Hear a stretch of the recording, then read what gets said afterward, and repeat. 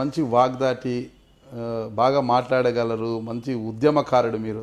అయితే రైతుల విషయంలో మీరు పెద్దగా కదిలించకపోతున్నారు మీ మాటలతో, కానీ రైతులను కదిలించలేకపోతున్నారు అనేది ఉంది. ఒకరికి ఒక రంగం ఉంటుంది, ఒకరికి ఒక రంగం ఉంటుంది. ఏంటంటే రైతులు అంటే ఆ దృష్టిలో మా ప్రాంతంలో నీళ్లు, అనంతపురం జిల్లాలో నీళ్లు కరువు వస్తే నష్టపరిహారం,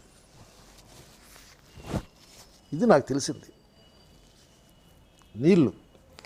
నీళ్ళ కోసం ప్రయత్నం చేశాం. మేము హంద్రి నీవా నుంచి నీళ్ళు తెచ్చాం, నీళ్ళు తెచ్చాం. హంద్రి నీవా అయిపోయిన తర్వాత మా ప్రాంతంలో నీళ్ళు ఇప్పుడు వచ్చే విధంగా ప్రయత్నం చేశాం. ఒక 1/4 టీఎంసీ పార్నపల్లి డ్యామ్ నుంచి ఎలనూరు చిత్రావతిలోకి పోయేదాకా కూడా నేను ఆర్డర్ తెచ్చాను. అసలుకి నీళ్ళు ఇవ్వరు వాళ్ళు, ఒక 1/4 టీఎంసీ దాన్ని పెంచుకోవాలి వీళ్ళు. అట్లాగే ఎప్పుడు పంట నష్టపోయినా నష్టపరి వచ్చే విధంగా ప్లాన్ చేసి మా ప్రాంతం వరకు నేను జిల్లా అంతా రైతుల కోసం పనిచేసినా అని చెప్పను, కానీ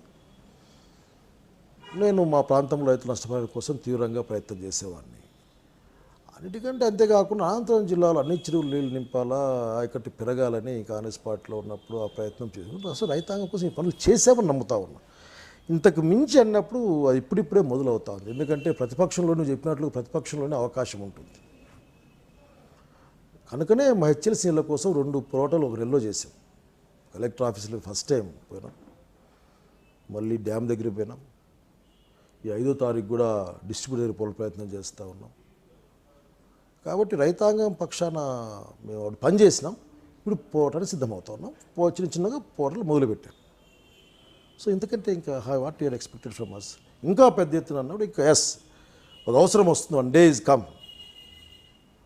ఇంకా రైతాంగం సిద్ధపడుతూ ఉన్నారు, రైతాంగం ఇంకా మెంటలీ ప్రిపేరింగ్, వాళ్ళు అర్థం చేసుకుంటున్నారు.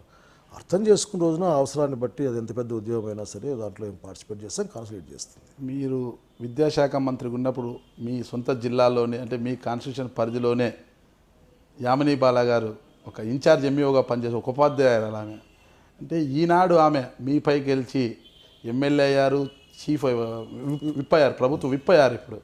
అంటే ఆమె పాలన ఎలా ఉందంటారు మీ నియోజకవర్గంలో?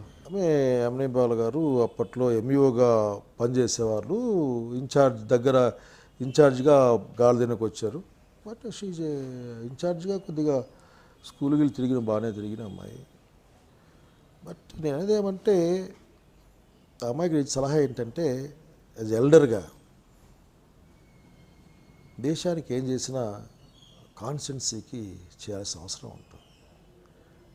పొలిటీషియన్స్కి కాన్స్టిట్యున్సీ అనేది ప్రైమ్ కనుక కాన్స్టిట్యున్సీ గురించి ఆలోచించమని తప్ప ఆయన అమ్మాయికి ఎంతకంటే ఎక్కువ సలహా ఇవ్వడానికి నాకు ఏం లేదు. అంటే సుదీర్ఘకాలం పాటు రాజకీయాలు, ఇప్పుడు మీరే అన్నారు మీ ప్రిన్సిపల్గా సంబోధిస్తామని, అంత సుదీర్ఘకాలం పాటు రాజకీయాల్లో పనిచేసిన, అయితే అతి తక్కువ కాలం అంటే ఒకసారి ఎమ్మెల్యే మంత్రి అయ్యారు మీరు, తక్కువ కాలంలో ఉన్న మీపై అంటే అతనిపై లేని క్రిటిసిజము మీపై ఎందుకు వస్తుందంటారు కదా? నాకు కూడా ఎప్పుడు ఆశ్చర్యం అది. ఎవరు కూడా మాట్లాడేవాళ్ళు, క్రిటిసిజాలు మాడేవాళ్ళు ఏ ఎవిడెన్స్తో మాట్లాడరు. బహుశా దీంట్లో 2 యాంగిల్స్ ఒకటి ఉంటాయి. ఏంది వీడు వచ్చి మొన్న వచ్చినాడు, ఏంది వీంది అని ఒకటి, లేకపోతే రెండవది ఏంది వీడు ఎస్సీగా వీడు ఇది డామినేషన్ ఏంది అని 2 అయి ఉండొచ్చు. ఈ రెండింటికి ఉదాహరణకి ఈ మధ్యకాలంలో ఎవరో ఏదో మాట్లాడి మాకేం చేసినావు, దళితులకి ఏం చేసినావు అని మాట్లాడాడు. నేను ఆలోచించిన, ఏం చేసినావు బా, నిజమే కదా వీళ్ళు అడిగిన ప్రశ్న అని. వీళ్ళు మంచి ప్రశ్న వేసిన వీళ్ళని, వీళ్ళు ఏం చేసినావు మాకు అని. నా కాన్స్టిట్యూన్సీలు చేసిన రోడ్లు వేసిన, ఇండ్లు ఇచ్చిన, అసలుకి ఎక్కడ దాడులు లేకుండా చేసిన, మాట్లాడే స్వేచ్ఛ కల్పించిన, స్టేట్ వైడ్కి వస్తే ఎస్సీ సప్లాన్ని తెచ్చి దాంట్లో ప్రముఖ పాత్ర వహించిన, జిల్లా వరకు వస్తే అసలుకి ఒక 2 స్కూళ్ళు తెప్పించిన, నా కాన్స్టిట్యూన్సీలో ఒక వెల్ఫేర్ రెసిడెన్షియల్ స్కూల్ గర్ల్స్ కడతా ఉన్నారు, అట్లాగే అంబేద్కర్ భవన్కి 4 కోట్లు ఇప్పించిన. ఇట్లా మనం అనుకుంటూ ఉంటాం ఆఖరికి. కానీ కొద్దిమంది విమర్శలేంది, అతను అసలుకి పట్టించుకోడండి. నేను ఎట్లున్నానో ఈ పొద్దు అట్లే ఉన్నాను, రేపు కూడా ఇట్లే ఉంటాను.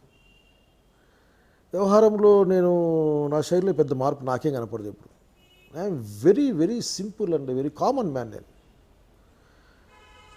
ఎంత కామన్ మ్యాన్ అంటే అసలుకి నాగరాజు ఎంతో నేను అంతే.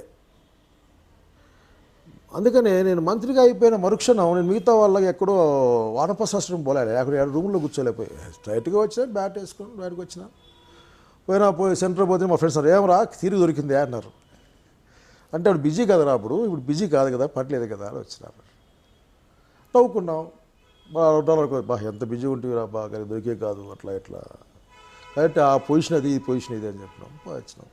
So I'm very common man but I don't know. ఇంకోటి ఏంటంటే సింగనమల ఇష్యూలో ఒకటి ఉంది నాకు అర్థమైంది. సింగనమలని ఎందుకు అందరూ కూడా దాన్ని అందరిది మాది అనుకుంటుంటారు. ఇది మాది, వీళ్ళు మా కంట్రోల్ ఉండాలా అనుకుంటూ ఉంటారు.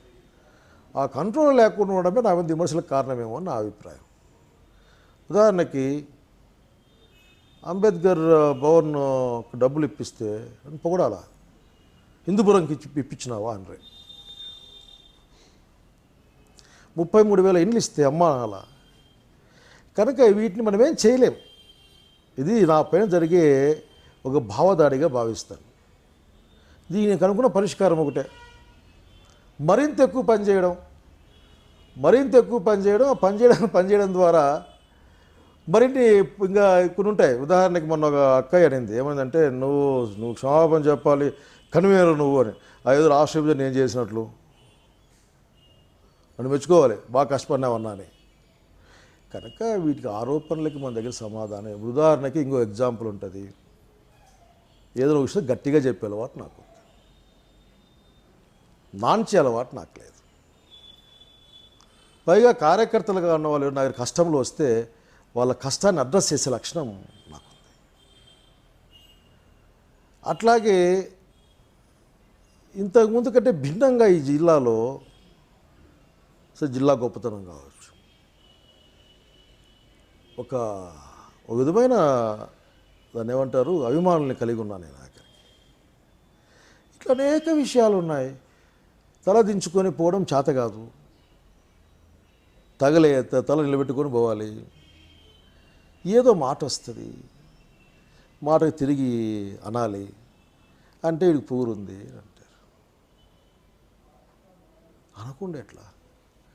నాకు బాగా గుర్తుంది, ఒకసారి మా క్యాబినెట్లో ముఖ్యమంత్రి గారు చిత్తూరు జిల్లాకు వాళ్ళు ఏదో సమ్ వాటర్ స్కీమ్ కోసం పెట్టారు. నేను అడిగాను, మాకు 150 కోట్లు కావాలా, మా గాడిదినకు కూడా మాకు ఇబ్బంది ఉంది, 300 కోట్లు ఇవ్వాలి నువ్వు అంటే. అంటే మరి ఎట్లన్నా మరి అక్కడ పోతున్నావు కదా, మరి మాకెందుకు ఇవ్వవు, మాకు ఇవ్వాలి కదా. అదే గాలిదిన డ్రింకింగ్ వాటర్ స్కీమ్ ఇంకా కాలే కానీ 40 crores శాంక్షన్ చేసి మిగతాది జీవో వచ్చింది. అంటే ఈ లక్షణాన్ని కలిగి ఉన్నాము నాగరాజ్. దాన్ని ఈరోజు కొత్తగా దాన్ని పోగొట్టుకోవడానికి చేత కాదు. ఏదైనా తప్పు అనిపిస్తే తప్పు అని చెప్పడం అన్నది అలవాటైపోయింది. పైగా మరీ కింది దిగి మాట్లాడడం చేత కాదు. ఎక్కడికంటే అక్కడ దిగి మా అవసరం కోసం ఎక్కడికంటే అక్కడికి దిగి మాట్లాడడం చేత కాదు. మౌనంగా భరించి బాధపడతానేమో కానీ దాన్ని ఏదో పోయి. కనుక ఇవన్నిటిని కూడా నేనే ఫీల్ హ్యాపీ. ఏదంటే 10 ఏళ్ల కాలంలో నేనేం మా నాయన ఎమ్మెల్యే కాదు, మా ఆయన ఎంపీ కాదు, ఎవరేం కాదు, పాపం కొద్ది కాంగ్రెస్ పార్టీ వర్కర్ అంతే మా నాన్న, లీడర్ అనంత ధర్మవరంలో. బట్ నేను ఈ జిల్లాకు బాగా రుణపడి ఉన్నాను. నేను కాంగ్రెస్ పార్టీకి, కమ్యూనిస్ట్ పార్టీలో కూడా రుణపడి ఉన్నాను. ఏంటంటే వాళ్ళు నన్ను ఈ సమస్యని అనలైజ్ చేసుకునే శక్తి నాకు ఇచ్చారు. ఇంతే. ఊరికే గుంపులో పోయింటే నన్ను ఊరికి పట్టించుకునే వాళ్ళు కాదు. గుంపులో పోలేనితనమే నన్ను ఇబ్బంది పెడుతుంది కూడా.